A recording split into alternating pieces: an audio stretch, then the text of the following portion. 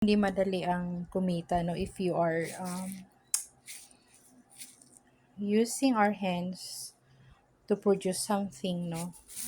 Ito, hinimay ko yung mga chili, yung mga hindi ko nabentang fresh, ayun, konti lang siya. Ayun, ginawa ko siyang, gagawin ko siyang chili paste. So, ayan, hinimay ko siya. Napakaanghang niya sa kamay kahit mayroon tayong gloves. O, diba? So, hindi ganun siya kadali kasi syempre, mano-mano kong ginagawa yan. And during my free time ko lang siya nagagawa. So, ito ang aking nahimay. Ayan na siya. So, gagawin ko na siyang chili paste tomorrow. Kailangan gawin ko na yan agad. So, ito lang ang natira. So, thank you so much sa lahat ng mga bumili ng chili. This is labuyo. Kaya, it's really maanghang. Ayan. And this is organic. So, gagawin ko na siyang chili paste tomorrow.